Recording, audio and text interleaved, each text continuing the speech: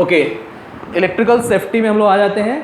Electrical safety as पर IE rule 1956, ठीक है। तो मैंने आपको पहले ही बताया है कि इंडियन इलेक्ट्रिसिटी एक्ट में, इंडियन इलेक्ट्रिसिटी रूल में समय समय पर बहुत सारे संशोधन हुए हैं और ग्रेजुअली जब जब जिन जिन चीज़ों की ज़रूरत हुई कि जिन चीज़ों का हम समावेश कर सकें, जो ऑब्सलीट रूल्स हैं उनको हटा सकें, तो समय समय पर उसमें संशोधन होता गया, समय समय पर कुछ चेंजेस होते गए।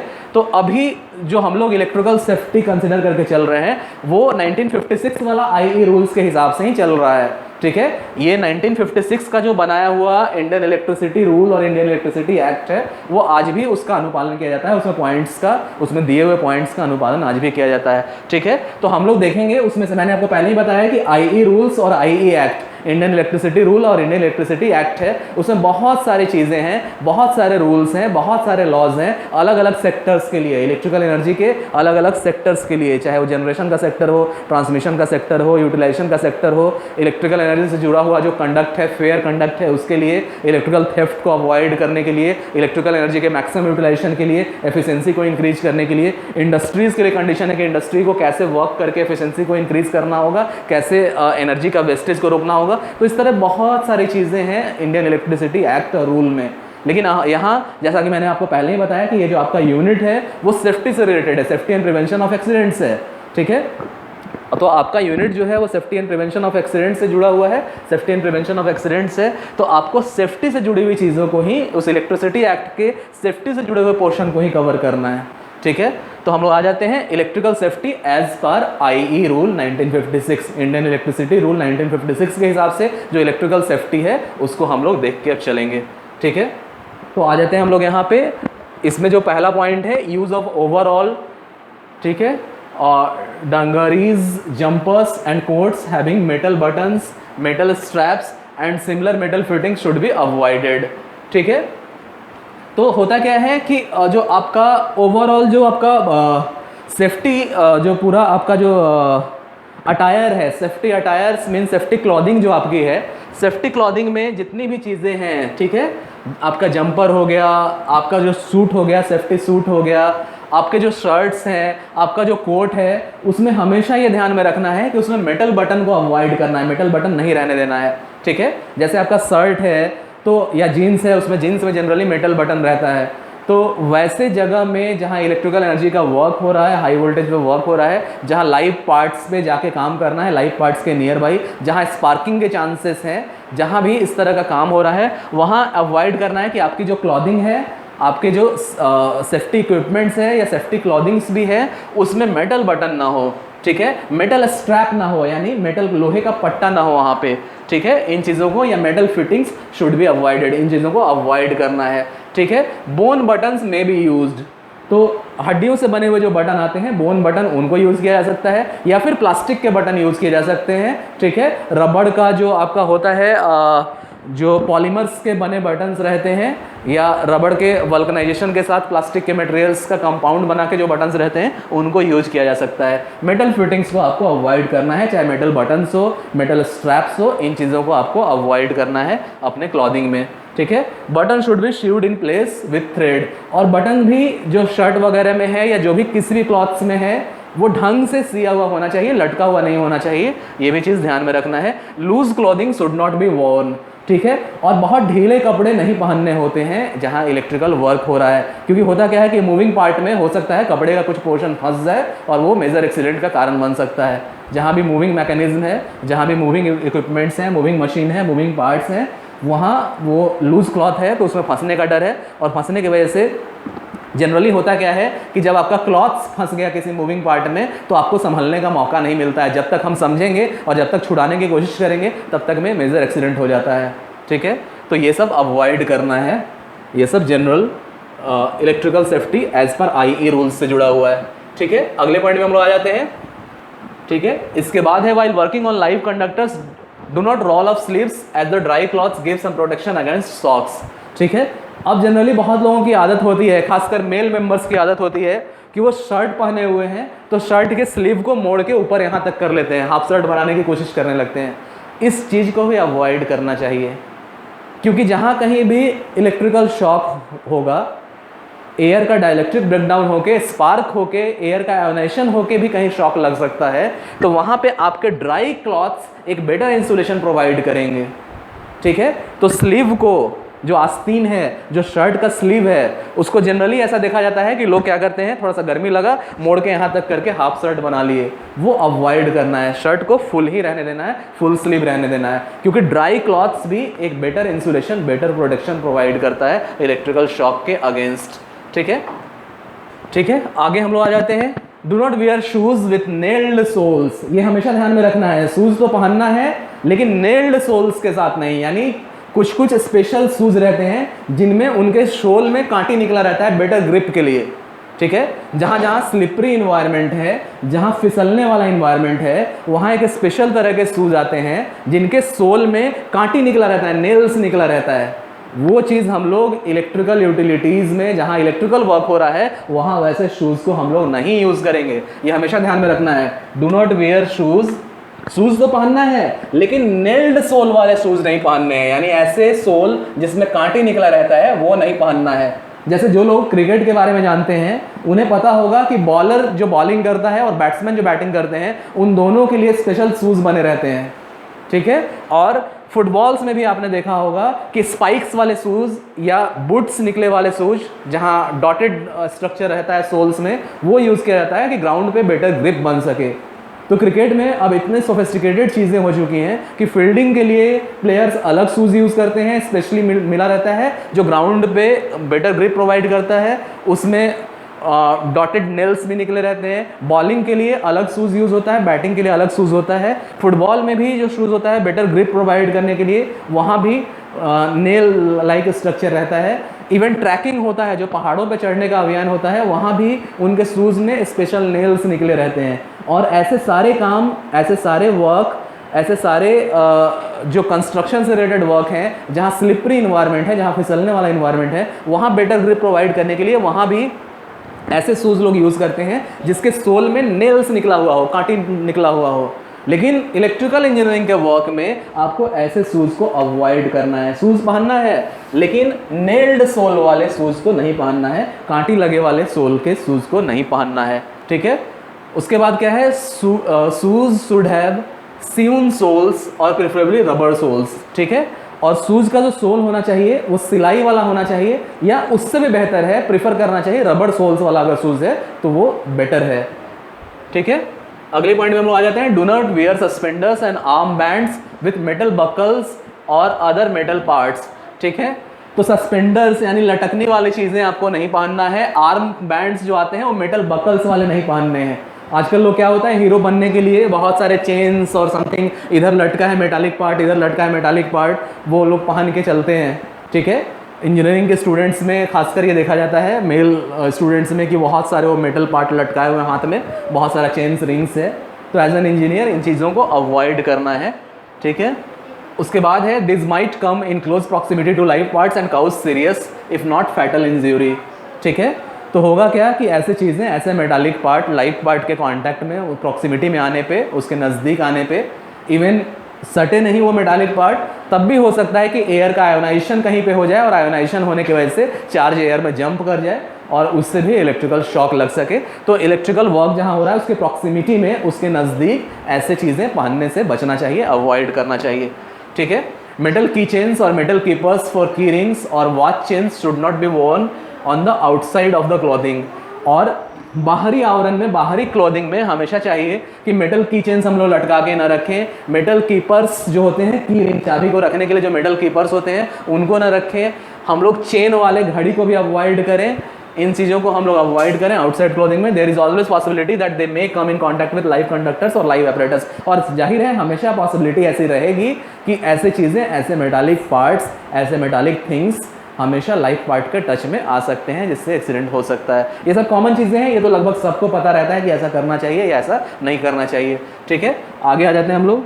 अब क्या है, while welding wear goggles, safety glasses और any other eye protection as instructed by person in charge depending upon the type of work handled. ठीक है, तो जहाँ कहीं भी वेल्डिंग का काम हो रहा हो, वेल्डिंग के काम में आपको गॉगल्स पहनना है या सेफ्टी ग्लासेस पहनना है, या जो और आई प्रोटेक्शन इक्विपमेंट्स हैं जो इंचार्ज ने इंस्ट्रक्शन दिया है, ठीक है, इंचार्ज ने जो इंस्ट्रक्शन दिया है टाइप ऑफ वर्क पर डिपेंड होके देख के कि कौन सा वर्क किस टाइप का यहाँ पे हो रहा है, उसके हिसाब से जो इंचार्ज ने इंस्ट्रक्शन दिया है, जो सेफ्टी मेजर्स, जो सेफ्टी गॉगल्स या आई प्रोडक्शन के और इक्विपमेंट्स हैं उनको पहनना होगा, और अपने सबऑर्डिनेट्स को भी कहना होगा पहनने के लिए, अपने कलीग्स को भी कहना होगा। आपने सोचा है कि वेल्डिंग में जो ब्लैक ग्लास यूज़ करते हैं टेक्नीशियंस, क्या क्या मतलब है उसका? जो ब्लैक ग्लास वाला शीट यूज़ करते हैं उसका क्या फ़ायदा है? कभी आपने सोचा है?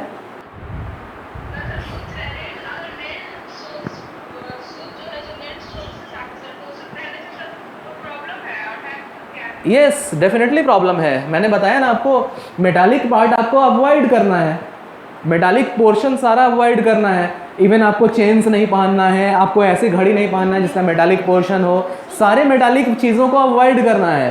क्यों? क्योंकि लाइव पार्ट के कांटेक्ट में वो मेटालिक पोर्शन आ सकता है। डायरेक्ट कांटेक्ट में नहीं भी आए तो अगर किसी लाइव कंडक्टर के, किसी लाइव ओपन अनइंसुलेटेड कंडक्टर के नज़दीक भी आया तो हो सकता है नज़दीक आने की वजह से वहाँ एयर का आयोनाइजेशन होकर चार्ज जंप कर जाए, शूट कर जाए।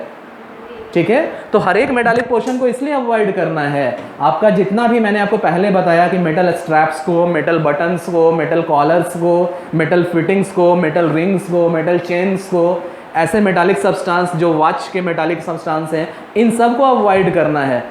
तो आगे हम लोग कंटिन्यू करते हैं। तो होगा क्या कि कोई भी मेटालिक पोर्शन जो है ना, हम लोग ऐसे जगह काम कर रहे हैं जहाँ बहुत से लाइव पार्ट्स हैं, बहुत से अनइंसुलेटेड लाइव पार्ट्स हैं जिनके ऊपर कोई इंसुलेशन की कोटिंग नहीं है आपका जहाँ वर्क हो रहा है। नेकेड कंडक्टर्स हो सकते हैं, ठीक है, अनइंसुलेटेड कंडक्टर्स हो सकते हैं, केबल्स हो सकते हैं, लाइव पार्ट्स हो सकता है। उनके नज़दीक जाने से मेटल्स टच में आ गया लाइव पार्ट के तो तब तो डेंजर है ही। नहीं भी टच आया, नहीं भी टच हुआ, प्रॉक्सिमिटी में गया, तो मैंने आपको पहले ही बताया है कि नज़दीक जाने से दो कंडक्टर जब बहुत क्लोज कांटेक्ट में रहें तो उसके बीच के एयर का आयोनाइजेशन हो सकता है, डाइलेक्ट्रिक ब्रेकडाउन हो जाता है, और डाइलेक्ट्रिक ब्रेकडाउन की वजह से चार्ज एयर में जंप करता है, उससे भी शॉक लग सकता है। इसलिए सारे मेटालिक फिटिंग को अवॉइड करना है। दूसरा एक और रीज़न है, जो सोल्स में स्पाइक्स निकले रहते हैं ना, जो नेल्स निकले रहते हैं शूज़ के सोल्स में, उनसे क्या होता है, कभी इलेक्ट्रिकल पार्ट्स पे आपका पैर पड़ा, मान लो किसी तार पे आपका पैर पड़ा, तो डेफिनेटली उस नेल्स से, उन स्पाइक्स से इंसुलेशन डैमेज हो जाएगा किसी भी वायर का। अगर इंसुलेटेड वायर है तो वो कट जाएगा, ठीक है, तो वो भी एक रिस्क रहता है। एक तो क्लोज कॉन्टैक्ट में आने का, मेटालिक लाइव पार्ट्स से क्लोज कॉन्टैक्ट में आने का, क्लोज कॉन्टैक्ट में डायरेक्ट इलेक्ट्रिकल कॉन्टैक्ट हुआ तो भी इलेक्ट्रिकल शॉक लगेगा, डायरेक्ट इलेक्ट्रिकल कॉन्टैक्ट नहीं भी हुआ, बहुत नज़दीक चला गया आपके शरीर का मेटालिक पार्ट, आपके क्लॉथिंग का जो मेटालिक पार्ट है वो लाइव पार्ट के बहुत नज़दीक भी चला गया, डायरेक्ट इलेक्ट्रिकल कांटेक्ट नहीं भी हुआ तो भी बीच का एयर गैप, एयर कॉलम जो है वो इतना पतला है कि उस एयर का उस वोल्टेज पर डाइलेक्ट्रिक ब्रेकडाउन हो जाएगा, चार्ज एयर में जंप कर जाएगा। ठीक है, और दूसरा कि शूज़ के जो नेल्स हैं, आपका पैर कहीं पड़ गया, किसी वायर्स पे आपका पैर गलती से पड़ गया तो डेफिनेटली उसके निकले हुए जो कांटे हैं, जो स्पाइक्स हैं, वो इंसुलेशन को डैमेज कर देंगे, तो फर्दर और इंसुलेशन डैमेज होगा तो और भी एक्सीडेंट का चांसेस बन जाएगा। Got that? ठीक है, आगे हम लोग कंटिन्यू करते हैं।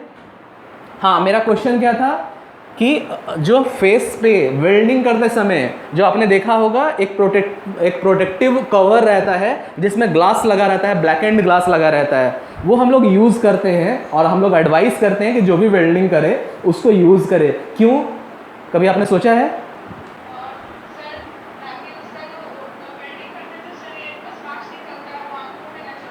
हाँ बिल्कुल, आंखों पर, फेस पे ना चला जाए। हाँ, तो ये एक इम्पॉर्टेंट फैक्टर है कि जो हम लोग वेल्डिंग करते हैं उसमें स्पार्किंग निकलता है, ठीक है, जो मटेरियल्स है, हीटेड मटेरियल्स की स्पार्किंग में चीज़ें रहती है, छोटे छोटे पार्टिकल्स रहते हैं जो हीटेड रहते हैं, और जो फ्यूम्स है वो निकलता है, उनसे आपके फेस के स्किन को और आईज़ को बचाने के लिए हम लोग यूज़ करते हैं। लेकिन उससे भी इम्पॉर्टेंट है, आपने देखा होगा कि बहुत बार क्या होता है कि जो टेक्नीशियंस हैं, जो काम करने वाले लोग हैं, या जो वेल्डिंग शॉप के लोग हैं, वो लोग क्या करते हैं, अपना पैसा बचाने के चलते वो पूरा प्रोटेक्टिव कवर ना लेके सिंपल वाला ग्लास ले लेते हैं, गॉगल्स। हमेशा ध्यान में रखना है कि वेल्डिंग के लिए जो हम लोग गॉगल्स यूज़ करते हैं, तो होता क्या है कि यहाँ जो गॉगल्स हम लोग लिख रहे हैं ना, ये वेल्डिंग के लिए यूज़ होने वाला सेफ्टी गॉगल्स है। ये नॉर्मल गॉगल्स से, नॉर्मल सनग्लासेस से अलग है। ये चीज़ आपको हमेशा ध्यान में रखना होगा कि सिर्फ काला शीशा से ही हमें मतलब नहीं है। हमेशा ध्यान में रखना होगा कि आपका जो नॉर्मल सनग्लासेस है ना, जिनको हम लोग गॉगल्स बोल देते हैं, उन गॉगल्स को वेल्डिंग के लिए यूज़ करना सही नहीं है। वेल्डिंग के लिए स्पेशल गॉगल्स आते हैं। तो है क्या कि जो गॉगल्स हैं वो आपके जो वेल्डिंग गॉगल्स हैं वो नॉर्मल सनग्लासेस और गॉगल्स से अलग हैं। क्यों, मेरा क्वेश्चन था, कभी आपने सोचा है इस पर कि अलग क्यों है? बहुत लोग क्या करते हैं ना, जल्दीबाजी में या पैसे खर्च करने के डर से बहुत लोग वेल्डिंग करने वाले लोग ये नॉर्मल वाले सनग्लासेस ही पहन के वेल्डिंग करने लगते हैं। उनको लगता है कि चलो ये भी काला शीशा है वो भी काला शीशा है, दोनों से काम हो जाएगा। ठीक है, सबसे पहले तो जो गॉगल्स हैं वो आपके पूरे फेस को तो कवर कर नहीं रहे हैं। पहला तो उसमें जो स्ट्राइक है वेल्डिंग पार्ट्स का, वेल्डिंग करने के दौरान जो चीज़ें निकलती हैं उनका, वो तो लगेगा ही लगेगा। दूसरा, लगता है उनको कि आईज़ को उन्होंने प्रोटेक्ट कर लिया क्योंकि वो भी काला शीशा होता है, ये भी काला शीशा होता है। लेकिन नहीं, दोनों अलग अलग हैं, बहुत अंतर है दोनों में। क्या अंतर हो सकता है एनीवन? हाँ,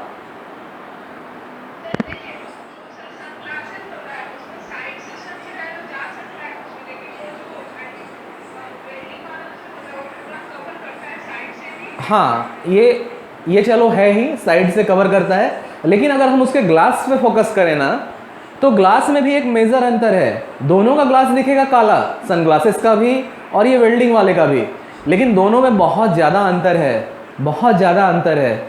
होता क्या है, देखिए आप हमेशा ध्यान में रखिए, जब भी हम लोग वेल्डिंग करते हैं ना, वेल्डिंग करने के दौरान जो केमिकल रिएक्शन होता है और हाई एनर्जी एमिट होती है, उस एनर्जी की वजह से हीट भी एमिट होता है और रेडिएशंस भी एमिट होता है। ठीक है, रेडिएशंस में जो इंफ्रारेड रेडिएशन है डेफिनेटली उसकी वजह से हीट हो रहा है और वो हीट का मेजर कंट्रीब्यूशन है उस वेल्डिंग प्रोसेस में, उस केमिकल रिएक्शन में। और भी बहुत सारी चीज़ें हैं, लेकिन हमें क्या फोकस करना है, वो जो रेडिएशंस निकल रहा है ना उस केमिकल रिएक्शन के वजह से, उस हाई वोल्टेज के एक्शन के वजह से और उस करंट के फ्लो होने की वजह से, उस सब्सटेंस में से, उन मेटालिक पार्ट्स में से जिनसे हम वेल्डिंग करा रहे हैं, वो हाई रेडिएशंस में होता क्या है कि मैंने आपको पहले ही बताया है कि जब भी कोई इलेक्ट्रोमैग्नेटिक रेडिएशन होगा वो इस फॉर्मूला से गवर्न होगा, E is equal to h nu. ये जो हाई एनर्जी निकल रही है ना, ये प्लैंक्स कांस्टेंट और जिस रेडिएशन की फ्रीक्वेंसी है उससे इस तरह से रिलेट है। यानी अलग अलग फ्रीक्वेंसीज का रेडिएशन वहाँ निकल रहा है, अलग अलग फ्रीक्वेंसी का रेडिएशन, और इस मल्टीपल से इतनी एनर्जी हर एक रेडिएशन के करस्पॉन्डिंग मिल रही है depending upon the frequency.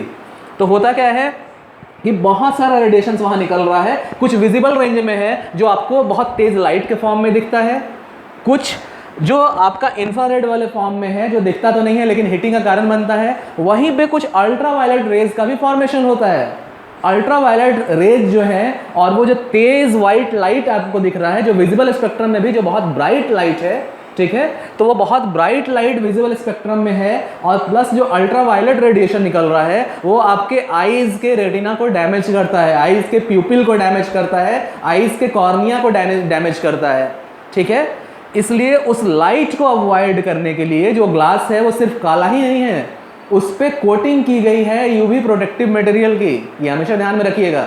Normal sunglasses में यूवी प्रोटेक्शन की कोटिंग सब में नहीं होती है। हाँ, हालांकि अब जो आने लगा है उसमें किसी में यूवी प्रोटेक्शन रहता है, लेकिन वो यूवी प्रोटेक्शन जो सनग्लासेस में है वो इतना सफिशिएंट नहीं है कि वेल्डिंग के दौरान निकलने वाले हाई ब्राइट लाइट को और यूवी लाइट को फिल्टर कर सके। तो हमेशा ध्यान में रखना है कि जो वेल्डिंग के गॉगल्स होंगे, जो वेल्डिंग का प्रोटेक्टिव शीट होगा, उसमें जो ग्लास होगा उस पर यूवी प्रोटेक्शन की कोटिंग होगी और वो कोटिंग सफिशिएंट रहती है कि वेल्डिंग के दौरान जो ब्राइट लाइट निकल रहा है विजिबल स्पेक्ट्रम वाला भी, साथ साथ जो यूवी रेज हैं, अल्ट्रावायलेट रेज जो क्रिएट हो रहे हैं, इसके गवर्न होके कुछ फ्रीक्वेंसी जो अल्ट्रावायलेट रेंज में है, उनसे जो आईज के कॉर्निया को, रेटिना को, प्यूपिल को जो डैमेज होता है उससे बचाता है वो। इसलिए लोग को जिन्हें समझ नहीं है, जो वेल्डिंग करने वाले लोग हैं, जो छोटे मोटे टेक्नीशियन हैं, जो छोटे मोटे लेबरर्स हैं, उनको तो उनकी तो इतनी पढ़ाई नहीं हुई है कि वो इन चीज़ों को जान सके। तो उन्हें लगता है कि चलो वो भी काला है, ये भी काला चश्मा है, चलो यही उठा के पहन लेते हैं, सेम काम करेगा। लेकिन नहीं, बहुत बड़ा अंतर है दोनों में। ठीक है, समझ में आया? तो ध्यान में रखना है, यहाँ जो गॉगल्स की चर्चा हो रही है वो स्पेशली डिजाइंड वाला गॉगल्स है जो वेल्डिंग के लिए यूज होता है, जिस पे यूवी लेयर की कोटिंग है। ठीक है, तो वेल्डिंग करते समय क्या ध्यान में रखना है कि गॉगल्स पहने लोग, सेफ्टी ग्लासेस पहने और अदर आई प्रोटेक्शन वाली चीज़ें पहने जो इंचार्ज के द्वारा रेकमेंड हो, जो आपके काम के कंडीशन पे डिपेंडेंट हो। ठीक है, हम लोग आगे आ जाते हैं। अब देखो, ये बहुत बहुत इंपॉर्टेंट है, इसीलिए इसको ब्लॉक करके दिखाया गया है। Treat everything as live. जहाँ कहीं भी आपकी पोस्टिंग हो एज एन इंजीनियर, जहाँ कहीं भी आपकी पोस्टिंग की जाए, डिप्यूट की जाए और आपको काम कराने दिया जाए, जहाँ इलेक्ट्रिकल वर्क हो रहा है, वहाँ एक चीज़ हमेशा दिमाग में बैठा लेना है कि आपको सारी चीज़ों को लाइव मान के चलना है। आपको मान के चलना है कि जितने भी इलेक्ट्रिकल अपरेटस हैं सब लाइव हैं। अपने मन से नहीं मान लीजिए कि ये ऑफ है चलो जाके हम छू देते हैं, नहीं, पहली नज़र में आपको सबको लाइव मान के चलना है जब तक आप उसको प्रूव ना कर दें कि ये लाइव नहीं है। ध्यान में है, हर एक इलेक्ट्रिकल एपरेटस को, हर एक इलेक्ट्रिकल मशीन्स को, हर एक इलेक्ट्रिकल सर्किट को, हर एक इलेक्ट्रिकल जो कंडक्टर्स हैं उनको, हर एक इलेक्ट्रिकल एपरेटस को, सबको लाइव मान के चलना है। तब तक लाइव मान के चलना है जब तक आप अपनी समझ से प्रूव ना कर दें कि हाँ ये ऑफ है, हम कंफर्म है कि ऑफ है, हम कंफर्म है कि ये डेड है। ठीक है, जब तक आप प्रूव ना कर दें कि हाँ ये सर्किट है, आपको जब पता चल जाए, आप जाके एनालाइज कर लें कि इस तरह का कोई सर्किट है जिसमें बहुत सारे इक्विपमेंट्स लगे हुए हैं, इस तरह का कोई सर्किट है, इसमें जाके आप देख लें कि हाँ इस सर्किट को एनर्जाइज करने वाला सोर्स कहाँ पे है, स्विच कहाँ पे है, वहाँ आप जाके खुद से कंफर्म हो लें कि ये स्विच ऑफ है, तभी मानिए कि ऑफ है। अदरवाइज हर एक केस में सारे इक्विपमेंट, सारे ऑपरेटर्स, सारे मशीन्स, सारे पार्ट्स, सारे इक्विपमेंट्स, सारे कंडक्टर्स को लाइव मान के चलना है।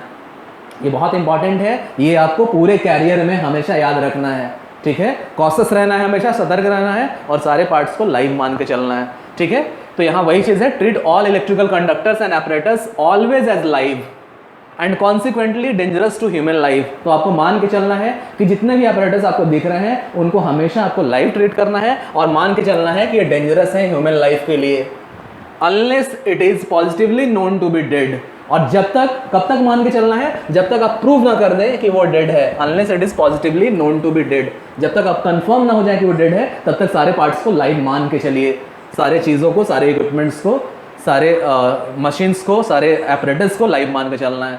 ठीक है, तो कब तक, जब तक आप प्रूव ना कर लें कि वो डेड है और जब तक आप ये कंफर्म ना हो जाए, जब तक आप ये एश्योर ना हो जाए कि प्रॉपरली अर्थ है और प्रिकॉशंस उसके हिसाब से लिया गया है जिसमें हम लोग काम करने जा रहे हैं। एक चीज़ और ध्यान में रखना होता है कि डेड हम लोग कर दिए, लेकिन किसी किसी सर्किट के अंदर कैपेसिटर या कैपेसिटर के कॉम्बिनेशन हैं, कैपेसिटर बैंक है, सप्लाई डेड करने के बाद भी उस सर्किट के अंदर इलेक्ट्रिकल चार्ज हो सकता है, इतना सफिशिएंट हो सकता है जो आपको major shock, major electrical shock दे सके।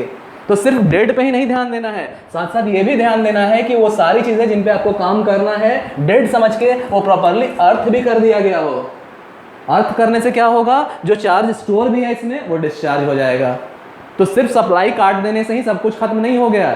हमेशा ध्यान में रखना है कि बहुत सारे इक्विपमेंट और एपरेटस हैं। आपको ये भी पता है कि किसी इंडक्टिव कॉइल के अंदर भी एनर्जी स्टोर रहती है मैग्नेटिक फील्ड के अंदर, और कैपेसिटर के अंदर एनर्जी स्टोर होती है इलेक्ट्रोस्टैटिक फील्ड, इलेक्ट्रिक फील्ड के अंदर।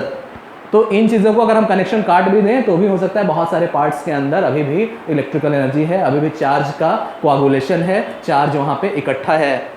ठीक है, और वो चार्ज इतना सफिशिएंट होगा, उस चार्ज की वजह से बना हुआ इलेक्ट्रिक फील्ड और उस चार्ज की वजह से बना हुआ इलेक्ट्रिकल पोटेंशियल डिफरेंस इतना सफिशिएंट होगा कि एक शॉक, एक मेजर शॉक दे सके। तो ये ध्यान में रखना होगा कि डेड है और अर्थ है, ये आपको जब तक आप प्रूफ ना कर दें तब तक सारे पार्ट को लाइव मान के चलना होगा। ठीक है, इतना तक समझ में आ गया, आगे बढ़े हम लोग। ठीक है, अगले पॉइंट में हम लोग आ जाते हैं। अगला पॉइंट है थिंक बिफोर यू एक्ट। ये बहुत इंपॉर्टेंट है। बहुत लोग, क्या होता है, बहुत लोग का नेचर होता है कि पहले काम कर देते हैं, बाद में सोचते हैं, बाद में पछतावा होता है कि मैंने क्या कर दिया। तो ये चीज़ इलेक्ट्रिकल इंजीनियरिंग के लिए ही नहीं, ये जनरल लाइफ का क्वेश्चन है कि हमेशा काम करने से पहले सोच लेना है। ये नहीं कि काम कर दिए पहले और बाद में समझ में आया कि हम क्या कर दिए, ये पछतावा हो रहा है, ऐसा नहीं। तो ये सिर्फ इलेक्ट्रिकल इंजीनियरिंग ही नहीं, रियल लाइफ का सिचुएशन है। हमेशा ध्यान में रखना है कि थिंक बिफोर यू एक्ट। जब आपको काम करना है उससे पहले सोच जरूर लेना है। ठीक है, और इसमें है क्या, think carefully before you act. हमेशा ध्यान से सोचना है किसी काम को करने से पहले। Make sure you are right, watch out for the other man and make sure he is right.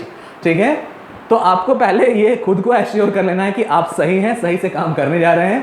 कहीं आप लाइव पार्ट हाथ से पकड़ के चेक करने नहीं जा रहे हैं कि इसमें करंट आ रहा है कि नहीं। ठीक है, और दूसरा आपको ये भी ध्यान देना है कि आपके साथ जो दूसरे लोग हैं वो भी सही हों। ठीक है, पता चला कि चेक करना है कि ये पार्ट लाइव है कि नहीं, तो हाथ से जाके चेक कर रहा है कि चलो लाइव है कि नहीं, देख के छू के पकड़ते हैं। और ऐसा केस मेरे बैचमेट के साथ हो चुका है। लाइव शॉक तो नहीं लगा उसको, लेकिन मेरा बैचमेट एक था केमिकल इंजीनियरिंग का, ठीक है। तो केमिकल इंजीनियरिंग का बैचमेट था और उसका नाम गौरव भूटानी था। उसकी पोस्टिंग हुई थी एक सीमेंट से जुड़े हुए इंडस्ट्री में एज एन केमिकल इंजीनियर, और उसके सामने चर्चा हो रही थी, बॉयलर्स के कुछ पाइप जा रहे थे उसके सामने, उसके टीम के लोग चर्चा कर रहे थे कि गर्म है, यहाँ से हॉट वाटर जा रहा है। उसके मन में अनकॉन्शियसली, कॉन्शियसली नहीं, सोच समझ के नहीं, अनकॉन्शियसली उसके मन में आया गर्म है, चलो छू के देखते हैं। अचानक से वो छू दिया पाइप, और वो बॉयलर से कनेक्टेड पाइप था। हाथ जल गया उसका पूरा, सिर्फ इंस्टेंटली टच करने से। हाँ, बहुत मेजर डैमेज तो नहीं हुआ, स्किन का आउटर लेयर ही इफेक्ट हुआ था, फिर वो ठीक हो गया। तो ऐसा भी होता है कि वो सोच रहा था कि गर्म है, अचानक से पता नहीं अनकॉन्शियसली दूसरी चीज़ों को सुनते सुनते उसके दिमाग में आया छू के देखते हैं, कॉन्शियस हो के नहीं, सोच समझ के नहीं, अचानक से वो छू दिया। तो ऐसा नहीं कि हम गर्म है तो उसको छू के देखें कितना गर्म है, या लाइव है कि नहीं उसको हम छू के देखें लाइव है कि नहीं, ये गलती कभी नहीं करनी चाहिए, ठीक है। तो डेफिनेटली ये सब अवॉइड करना होगा। तो देखना होगा कि हम खुद सही हैं कि नहीं, और हमारे साथ जो लोग काम कर रहे हैं वो सही स्टेप लेने जा रहे हैं कि नहीं, वो सही है कि नहीं, ये हमेशा ध्यान में रखना होगा, ठीक है। उसके बाद आ जाते हैं, never speak to any person working upon live mains और apparatus unless the person doing the work is aware of your presence। ये हमेशा ध्यान में रखना है। कोई पर्सन मेंस पे काम कर रहा है, लाइव पे काम कर रहा है, मान लो पोल पे चढ़ के काम कर रहा है, और उसे पता नहीं है कि हमारे आसपास कोई है। जैसे नहीं होता है, अचानक से जाके कोई बोल दिया तो कोई डर जाता है, अचानक से कभी कभी थरथरा जाता है, जैसे उसको लग रहा है कि हम यहाँ अकेले हैं, और अचानक से मान लो हम यहाँ कंफर्म है कि हम अकेले हैं, यहाँ पे रूम डार्क है, और अचानक से पीछे से आके कोई बोल दे तो कोई थोड़ी देर के लिए मतलब शॉक्ड हो जाता है। वो सिचुएशन बहुत डेंजरस होता है। जैसे मान लो पोल पे कोई चढ़ा हुआ है, अचानक से उसका बॉडी रिफ्लेक्स हुआ, अचानक से झटका लगा, हो सकता है वो सीढ़ी लिए हुए गिर जाए या सीढ़ी पर से गिर जाए। तो ये पॉइंट बहुत इंपॉर्टेंट है। जो पर्सन लाइव मेंस पे काम कर रहे हैं उनसे आपको अननेसेसरली बोलने की ज़रूरत नहीं है, और आपको ये एश्योर हो जाना है कि वो जानते हैं कि आप यहाँ मौजूद हैं, तब बोलिए। मतलब जो काम कर रहा है वो अवेयर है कि आप भी हैं यहाँ पे मौजूद, तब बोलिएगा तो उसको शॉक नहीं लगेगा। लेकिन हाँ, काम करने वाला जान रहा है कि मेरे आसपास कोई नहीं है, और अचानक से कोई बोल दे तो जरूर वो थोड़ा सा शॉक्ड हो जाएगा, और उस इंस्टेंट पे हो सकता है बॉडी रिफ्लेक्स, मैंने आपको पहले ही बताया कि अनकॉन्शियस माइंड कंट्रोल करता है बॉडी रिफ्लेक्स को। हम यहाँ बोल रहे हैं और अचानक से पत्थर आया, हमें सोचना नहीं पड़ेगा, मेरा बॉडी अपने आप एक्शन करेगा, मेरा बॉडी रिफ्लेक्स, और मैं नीचे हो जाऊंगा उस पत्थर से बचने के लिए। उसके बाद मैं कॉन्शियसली सोचूंगा, लेकिन उस वक्त जो एक्शन होगा वो माइंड के सब कॉन्शियस रीजन से कमांड जाएगा बॉडी टिश्यूज को, बॉडी मसल्स को वर्क करने के लिए, और वो बॉडी रिफ्लेक्स इंस्टेंट होगा, ठीक है। तो हमेशा ध्यान में रखना है कि ऐसे जो आपके ग्रुप के लोग, आपके टीम के लोग जो लाइव मेंस पे काम कर रहे हैं, उनसे अननेसेसरली बात नहीं करना है, बोलना नहीं है, जब तक आप कंफर्म ना हो जाए कि वो जान रहे हैं आपके प्रेजेंस के बारे में, कि आप वहाँ मौजूद हो, ठीक है। अगर उन्हें पता है कि यहाँ कोई नहीं है तो बिल्कुल आप नहीं बोलिए अचानक से, ठीक है। समझ में आया? ये पॉइंट समझ में आया? ठीक है। अब आ जाते हैं हम लोग अगले में, ये है डेंजरस वोल्टेजेस, ठीक है। तो ये तो हम लोग पहले भी डिस्कस कर चुके हैं कि किसी वोल्टेज को कम मान के नहीं चलना है, कि कम वोल्टेज है तो हमें मेजर इलेक्ट्रिकल शॉक नहीं लग सकता है। ये हम लोग पहले भी देख चुके हैं कि कभी कभी ऐसा सिचुएशन है कि बॉडी वेट है, बॉडी भींगा हुआ है, स्किन भींगा हुआ है, तो 50 वोल्ट्स में भी कभी कभी फैटल एक्सीडेंट, मेजर एक्सीडेंट हो जाता है, सीवियर एक्सीडेंट हो जाता है। और ऐसे भी केसेस देखे गए हैं कि 11 kV, 3.3 kV, 6.6 kV के भी चपेट में आने के बाद भी लोग बच जाते हैं। तो किसी भी वोल्टेज को हमेशा ध्यान में रखना है, किसी को बहुत छोटा नहीं समझना है, इन्फीरियर नहीं समझना है, किसी वोल्टेज को ये नहीं समझना है कि इतना कम वोल्टेज है, इसमें इलेक्ट्रिकल शॉक लग ही नहीं सकता है, एक्सीडेंट हो ही नहीं सकता है, या सिवियरिटी ऑफ शॉक हो ही नहीं सकता है। हर एक वोल्टेज अपने आप में डेंजरस है, depending upon the situation, depending upon the condition of working, ठीक है। इसी चीज़ को यहाँ बताया गया है कि ऑल वोल्टेजेस आर डेंजरस, सारे वोल्टेज डेंजरस हैं, ये हमेशा दिमाग में बैठा लेना है। All voltages are dangerous. It shall be borne in mind that even low voltage shock may be fatal। और दिमाग में बैठा लेना है कि बहुत कम वोल्टेज का, लो वोल्टेज का शॉक भी फैटल हो सकता है, जानलेवा हो सकता है, ठीक है। आगे क्या है? Every person in charge of work on any means or apparatus shall assume himself that the same is free from dangerous leakage or induction has been effectively earthed locally before permitting the main upon it, ठीक है। और अब क्या है कि सारे person in charge को ये ध्यान रखना होगा कि मेंस पे जो काम हो रहे हैं, जो ऑपरेटर्स है, वो उसको खुद से पहले एश्योर कर लेना होगा कि वो डेंजरस लीकेज से फ्री है। जो भी ऑपरेटर्स, जो भी मशीन्स पे काम हो रहा है या जिन मशीनों से काम लिया जा रहा है, उसमें इंचार्ज को पहले खुद से जाके एश्योर कर लेना होगा कि वो सारी चीज़ें डेंजरस लीकेज से फ्री हैं या इंडक्शन से फ्री हैं। कभी कभी क्या होता है कि चीज़ें डायरेक्ट इलेक्ट्रिकल कॉन्टैक्ट में नहीं हैं, फिर भी इंडक्शन की वजह से ईएमएफ इंड्यूस हो जाता है किसी मेटालिक पोर्शन में और वो इलेक्ट्रिकल शॉक का कारण बन जाता है। ठीक है, इंडक्शन आपको बहुत अच्छे से पता है कि कैसे इंडक्शन की वजह से ईएमएफ इंड्यूस हो सकता है। तो हमेशा ध्यान में रखना है कि वो चीज़ें जिनसे काम हो रहा है, जिन पर काम हो रहा है, हमेशा ध्यान में रखना, जिनसे काम हो रहा है, आपके काम करने वाले इक्विपमेंट भी और जिन चीज़ों पे हम काम कर रहे हैं वो भी, हमें इस इंचार्ज को एश्योर कर लेना होगा खुद से कि वो डेंजरस लीकेज से फ्री है, इंडक्शन से फ्री है और इफेक्टिवली अर्थ किए हुए हैं लोकली। ठीक है, ये इंचार्ज को ध्यान में रखना होगा। उसके बाद ही उसे अलाउ करना होगा अपने लोगों को काम करने के लिए, यानी लोगों के काम करने से पहले उस इंचार्ज को खुद से जाके एश्योर कर लेना होगा कि जिन चीज़ों पे हम काम कर रहे हैं और जिन चीज़ों से काम कर रहे हैं वो डेंजरस लीकेज से फ्री हो, इंडक्शन से फ्री हो, इफेक्टिवली अर्थ किया हुआ हो। ठीक है, ये एश्योर कर लेना होगा इंचार्ज को। आगे आ जाते हैं हम लोग डेंजरस एरियाज में। ठीक है, इसमें क्या है, when working in areas which contain और मे कंटेन लाइव मेन्स और apparatus, fix danger notice places, barriers, rails or other guarding arrangement for working area. Do not store materials within high voltage enclosures or low voltage areas. ठीक है, तो ये हमेशा ध्यान में रखना है कि जहां आपका काम हो रहा है, जहां लाइव मेन्स और apparatus हैं, वहां डेंजर नोटिस प्लेट्स लगवा देना होगा। जहां काम हो रहा है वहां बैरियर्स भी लगा देना होगा कि नॉर्मल पीपल उस रीजन में नहीं आ सकें। सिर्फ जो कंसर्न्ड पीपल हैं, जो रिस्पॉन्सिबल टीम है, जो वाकई में काम करने वाले लोग हैं, वही उस पोजीशन में आ सकें जहां काम हो रहा है। तो बैरियर्स भी लगा देना होगा। आपने देखा होगा जहां कहीं रोड वगैरह का काम होता है तो वो वॉल लाइक स्ट्रक्चर जो मेटालिक फ्रेम रहता है वो लगा के रोक दिया जाता है, बैरियर लगा दिया जाता है। ठीक है, तो बैरियर्स लगा देना होगा। जहां ज़रूरत हो वहां रेल्स, जो मेटालिक रेल्स रहते हैं, उनसे ब्लॉकेज कर देना होगा उस प्रॉपर वे का, पैसेज का, कि नॉर्मल पीपल या अनवांटेड पीपल उस एरिया में नहीं आ सके। ठीक है, या अदर जो गार्डिंग अरेंजमेंट्स हैं उनसे उस एरिया को कवर कर लेना होगा, प्रोटेक्ट कर लेना होगा। Do not store materials with in high voltage enclosures और लो वोल्टेज एरियाज।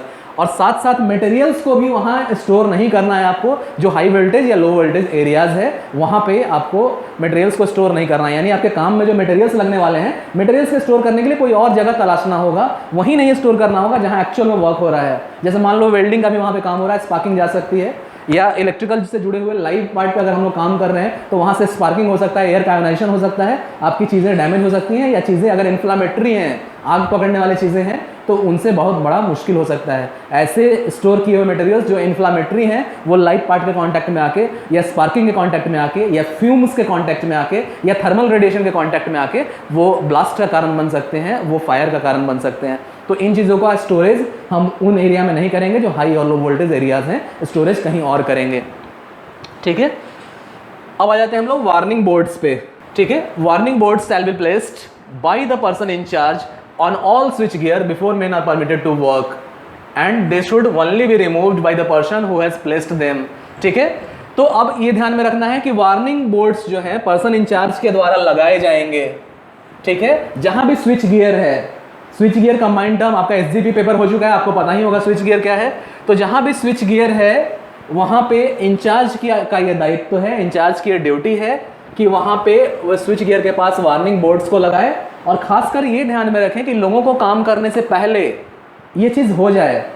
ठीक है, यानी वार्निंग बोर्ड्स लग जाए स्विच गियर के पास, कंट्रोलिंग डिवाइसेस के पास, तभी अपने आदमियों को काम करने, अपने वर्कमैन को, अपने सबऑर्डिनेट को काम करने भेजना है, इंचार्ज को। ठीक है, और काम के बाद जिस पर्सन ने लगाया है वही जाके उसको हटाए। ये भी पॉइंट बहुत इंपॉर्टेंट है। जिस इंचार्ज ने वार्निंग बोर्ड लगाया है ना, जिस पर्सन ने वार्निंग बोर्ड लगाया है, काम होने के बाद वही पर्सन जाके हटाए, क्योंकि जाहिर है यही पर्सन को सब कुछ पता है कि काम कब पूरा हो चुका है।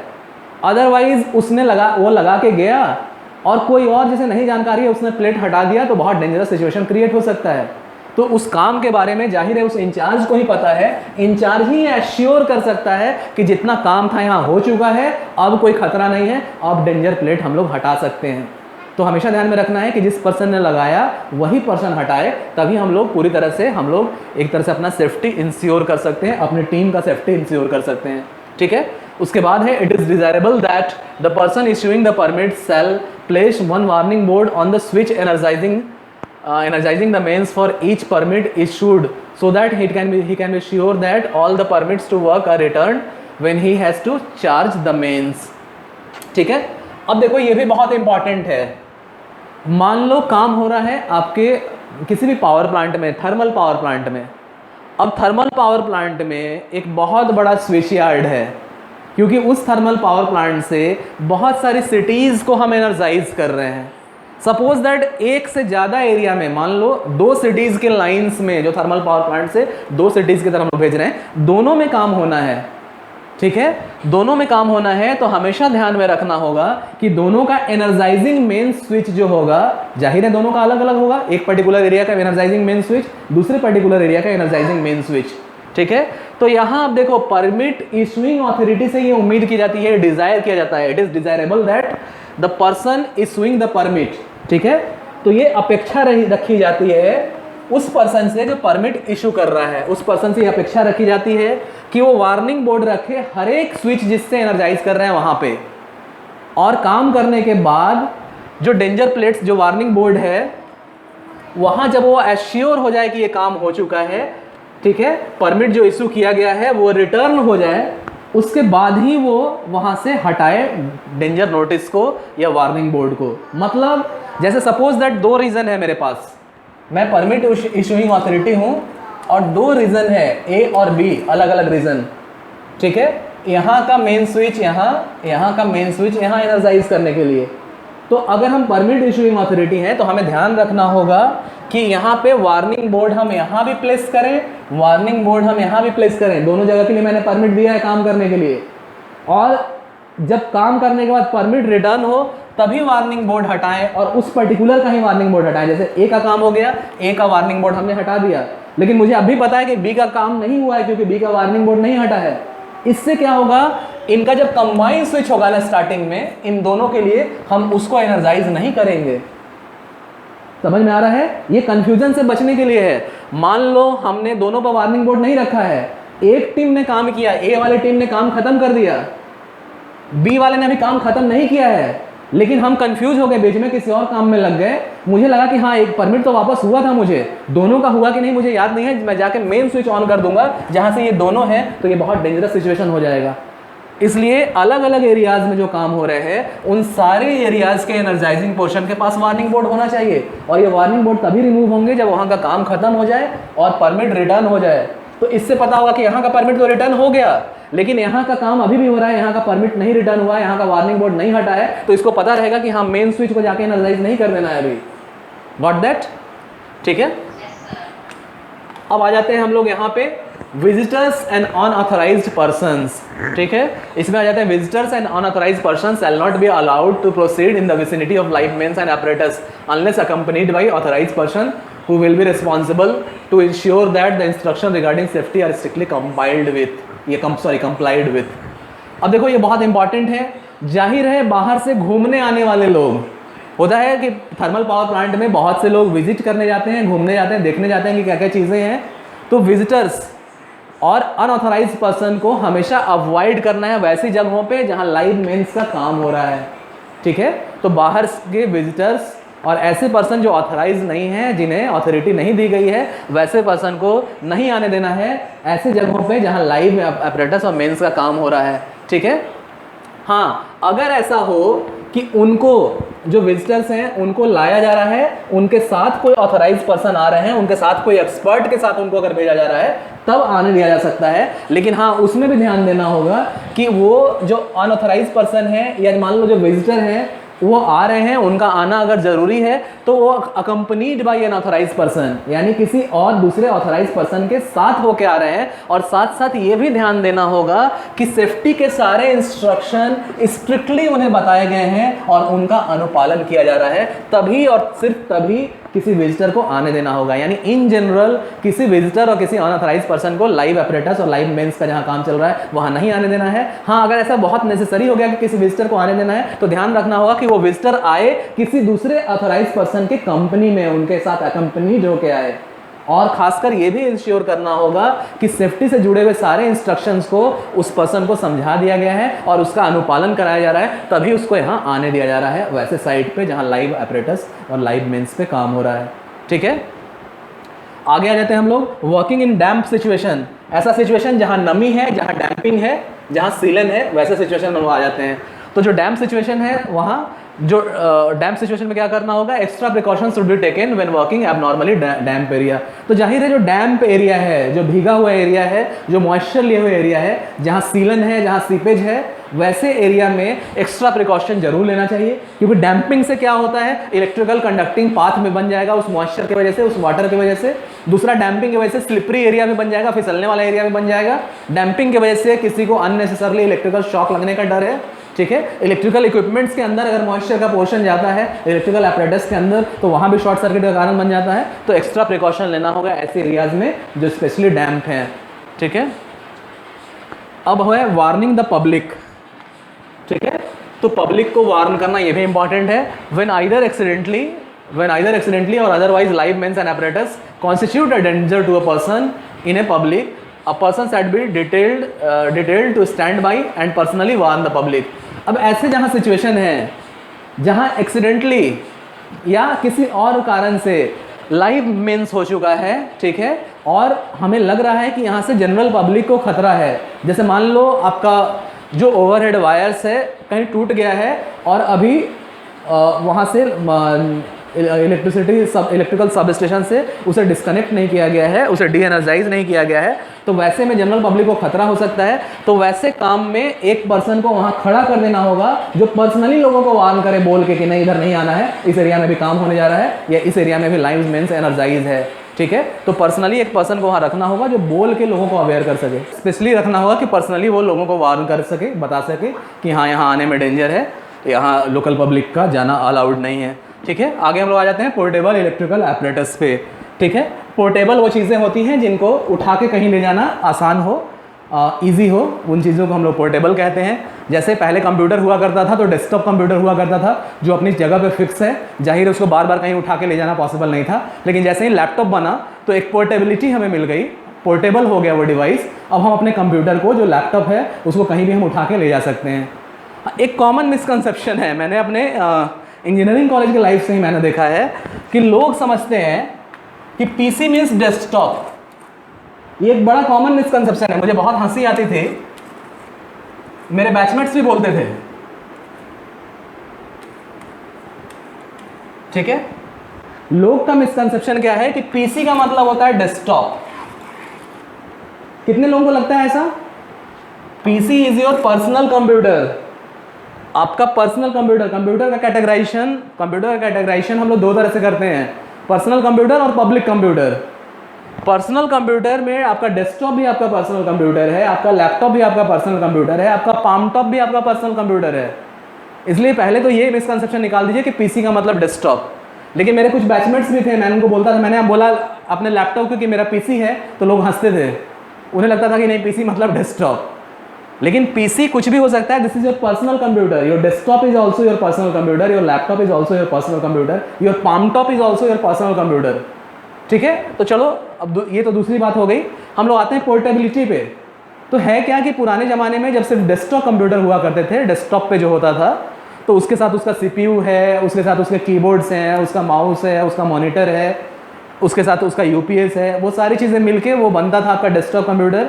और जाहिर है वो पोर्टेबल नहीं था, क्योंकि मान लो हमने एक टेबल पे उसको फिक्स करके रखा है, उसका कनेक्शंस करके रखा है, हम चाहें कि दूसरे रूम में लेके चले जाएं, थोड़ी देर के लिए हम छत पे लेके चले जाएं, थोड़ी देर के लिए ग्राउंड में लेके चले जाएं, अपने कार में यूज़ करने, ये नहीं पॉसिबल था। लेकिन हाँ, लैपटॉप के आने से ये कन्वीनियंस हो गया, मीन्स पोर्टेबिलिटी हो गई उसकी, वो पोर्टेबल हो गया वो चीज़, हम कहीं भी लेके जा सकते हैं उसको, कहीं भी उसका हैंडल करना आसान हो गया। ठीक है, तो पोर्टेबिलिटी इंपॉर्टेंट है। हम लोग अब आएंगे पोर्टेबल इलेक्ट्रिकल apparatus पे। ठीक है, तो यहाँ पे क्या है, all portable electrical apparatus shall be regularly examined, tested, maintained to ensure that the apparatus and leads are in good order। ठीक है, तो जितने भी पोर्टेबल इलेक्ट्रिकल apparatus हैं, जैसे आपने देखा होगा कि जो वेल्डिंग होता है, दुकान पे वेल्डिंग होता है, तो उसका जो ट्रांसफार्मर और जो वेल्डिंग का जो मशीन है वो एक बड़ा मशीन होता है, लेकिन आपके साइट पे जब वेल्डिंग करने वाला आता है तो एक छोटा सा वो ट्रांसफार्मर और वो अपने मशीन, अपने ऑपरेटर्स का सेट लेके आता है। Definitely that device is portable. तो जो भी पोर्टेबल डिवाइस हैं जिनका मूवमेंट हम लोग करा सकें ईजिली, और वो वैसे इलेक्ट्रिकल ऑपरेटर्स में हमें ये ध्यान में रखना होगा, हमें रेगुलरली उसे एग्जामिन करना होगा, समय समय पर उसको चेक करते रहना होगा, उसको टेस्ट करते रहना होगा, और ये हमेशा ध्यान में रखना होगा, टेस्ट और मेंटेन करना होगा, यानी टेस्टिंग और मेंटेनेंस उसके हमेशा करते रहना होगा। ये इंश्योर करना होगा कि वो ऑपरेटर्स और उसके जो लीड्स हैं, जो कनेक्टिंग वायर्स हैं, कनेक्टिंग केबल्स हैं, वो हमेशा गुड कंडीशन में हो। ठीक है, उसका क्या है, ensure that all portable appliances are provided with three pin plug. अब जितने भी पोर्टेबल डिवाइस हैं तो जाहिर है जहाँ कहीं भी हम लेके जाएंगे उनसे काम करने के लिए, वहाँ जो इलेक्ट्रिकल सप्लाई अवेलेबल होगी उससे हम लोग कनेक्शन लेंगे। जैसे मान लो जो सफाई कर्मचारी है बड़ा सा वैक्यूम क्लीनर लेके चल रहा है, उसका वैक्यूम क्लीनर पोर्टेबल है, जहाँ कहीं भी जिस घर में मान लो सफाई करने जाएगा उस घर से इलेक्ट्रिकल एनर्जी लेगा, और कैसे लेगा, तो डेफिनेटली वो 3-पिन सॉकेट से लेगा। कहीं ना कहीं इलेक्ट्रिकल सॉकेट, इलेक्ट्रिकल आउटलेट होगा उसके डिवाइस से, जो वहाँ के सप्लाई हो रही है, वहाँ के अवेलेबल इलेक्ट्रिकल एनर्जी से सप्लाई लेगा। ठीक है, तो उसी के बारे में है कि ये इंश्योर करना होगा कि जो पोर्टेबल अप्लायंसेस हैं उनमें 3-पिन प्लग प्रोवाइड किया गया है। आपने देखा होगा कि बहुत जगह पोर्टेबल डिवाइस, जैसे मान लो कोई मिस्त्री आपके यहाँ काम करने आया और उसके पास वो ड्रिलिंग मशीन है, तो ड्रिलिंग मशीन का जनरली आपने देखा होगा मिस्त्री लोग क्या करते हैं, उसका जो 3-पिन प्लग है उसको निकाल दिया, तार खाली रखा है और तार ले जाके वो लोग सॉकेट में लगा देता है। That is not the good practices for electrical engineering. हमेशा ध्यान में रखना है। आपने बहुत लोगों को देखा होगा जो काम करने आते हैं इलेक्ट्रिकल वर्क करने या ड्रिलिंग का काम करने, वो लोग अपने ड्रिलिंग मशीन का सॉकेट निकाल देते हैं, सिर्फ वायर्स रहने देते हैं। That is not a good habit, सही इलेक्ट्रिकल प्रैक्टिसेस में नहीं आता है। हमेशा ध्यान में रखना है कि सॉकेट लगा रहे और प्रॉपर कंडीशन में हो। ठीक है, तो हमेशा ध्यान में रखना है कि ऐसे जितने भी पोर्टेबल एपरेटस होंगे इसमें ये इंश्योर करना है, ensure that all portable appliances are provided with three pin plug and socket connections and that the middle work of the apparatus is effectively earthed। तो हमेशा ध्यान में रखना होगा कि जो जितने भी पोर्टेबल डिवाइसेस हैं उनका वो 3-पिन प्लग उसमें हो। ठीक है, और साथ साथ जो मेटालिक पोर्शन जो है आपके पोर्टेबल डिवाइस के, उन्हें प्रॉपरली अर्थ किया जाए। जैसे मैंने पहले ही बताया कि वो इवन सिंपल ड्रिलिंग मशीन भी है तो उसका एक तो लोग सॉकेट निकाल देता है, दूसरा अर्थिंग वाला वायर भी हटा देता है लोग काट के, कि चलो झंझट नहीं रहेगा, 2 ही वायर लगाना रहेगा, फेज और न्यूट्रल। अब हुआ क्या कि उसका जो ड्रिलिंग मशीन का जो मेटालिक पोर्शन है ना, वो अब अर्थिंग से कनेक्ट ही नहीं हुआ, यानी हमने उसकी इलेक्ट्रिकल सेफ्टी नहीं इंश्योर की है। अब बाय फॉल्ट देखो, नॉर्मल केस में उसके आउटर मेटालिक बॉडी में कोई करंट नहीं आ रहा है, कोई वोल्टेज नहीं है, वहाँ पे कोई लाइव पार्ट नहीं है, लेकिन अगर इंटरनल सर्किट में कोई फॉल्ट हो गया और किसी वजह से कोई live part outer metallic body से टच हो गया, तो अब आपके अर्थिंग से वो कनेक्ट नहीं है। इसलिए earthing as a safety device उस जगह है, लेकिन उस डिवाइस के साथ नहीं कनेक्टेड है, उस पोर्टेबल डिवाइस के साथ, उस वेल्डिंग मशीन के साथ, और नतीजा है कि उस पर्सन को इलेक्ट्रिकल शॉक लग सकता है। तो हमेशा ध्यान में रखना है कि जितने भी इस तरह के पोर्टेबल डिवाइस हैं उनमें 3-पिन प्लग हो, ये हम लोग इंश्योर करेंगे। और दूसरा कि वो उसके मेटालिक पोर्शन जो है वो प्रॉपरली अर्थ होंगे। ठीक है, आगे हम लोग कंटिन्यू करते हैं। ओके, हाँ ये पॉइंट शायद छूट गया था, उसके बाद वहाँ हम लोग आ गए थे। ठीक है, टोंग और clip on ammeter should not be used while used on the high voltage conductor। ठीक है, जहाँ हाई वोल्टेज कंडक्टर्स है ना, वहाँ टोंग और क्लिप ऑन एमीटर यूज नहीं करना होगा, ये हमेशा ध्यान में रखना है। अब देखो आपने समझा है इसको, ये कौन सा डिवाइस है, टोंग और clip on ammeter. Do you know this? आपने कभी सुना है टोंग टेस्टर? जैसे आपने मल्टीमीटर देखा होगा, आपने डिजिटल मल्टीमीटर देखा होगा, आपने एनालॉग मल्टीमीटर देखा होगा, लेकिन डिजिटल मल्टीमीटर में ही एक डिवाइस आता है जिसको कॉमन बोलचाल की भाषा में हम लोग टोंग टेस्टर बोलते हैं। क्या कोई बता सकता है उसका टेक्निकल नेम क्या है? टोंग टेस्टर हम लोग नॉर्मल बोलचाल की भाषा में बोलते हैं, लेकिन ऑफिशियल टेक्निकल लैंग्वेज उस मल्टीमीटर का एनीवन बताइए आप लोग में से। अब आप लोग 6th सेमेस्टर में हो, टोंग टेस्टर का मतलब या टोंग और क्लिप ऑन डिवाइसेस के बारे में थोड़ा सा पता होना चाहिए आपको। कोई ज़रूरी नहीं है एमीटर ही हो, टोंग ऑन, ठीक है, टोंग या क्लिप ऑन मल्टीमीटर हम लोग बोल सकते हैं। टोंग टेस्टर का पहले ऑफिशियल नेम कोई बताइए, बोलो। नहीं, टोंग टेस्टर का ऑफिशियल नेम क्लैंप मीटर होता है। This is your tong tester, लेकिन इसका official name digital clamp meter है, क्योंकि ये क्लैंप लगा हुआ है, ये क्लैंप, गॉट दैट। ये भी डिजिटल मल्टीमीटर का पार्ट है, लेकिन ऊपर क्लैंप लगा हुआ है, ठीक है, इसलिए क्लैंप ऑन डिवाइस भी इसको कहेंगे। अगर इसमें हम एमीटर यूज कर रहे हैं तो डिजिटल एमीटर तो है ही, साथ में ये क्लैंप डिवाइस लगा है या टोंग डिवाइस लगा है। तो नॉर्मल लैंग्वेज में हम लोग टोंग टेस्टर भी बोल देते हैं, लेकिन सही लैंग्वेज में ये क्लैंप, ठीक है, डिजिटल क्लैंप मीटर है, डिजिटल क्लैंप मल्टीमीटर या digital clamp ammeter, got that. तो ऐसे डिवाइस को, क्लैंप वाले डिवाइस को, और खासकर जब इससे हम एमीटर, ये तो मल्टीमीटर है, डिजिटल मल्टीमीटर का टोंग टेस्टर है या क्लैंप ऑन मीटर है, तो क्लैंप ऑन मीटर में जब इसके अंदर का एम मीटर हम यूज करेंगे तो एम मीटर को हाई वोल्टेज कंडक्टर्स के पास हम इसको नहीं यूज करेंगे। क्यों? अब कारण बताइए, कारण आपको पता चल सकता है अगर थोड़ा सा ध्यान से सोचे तो।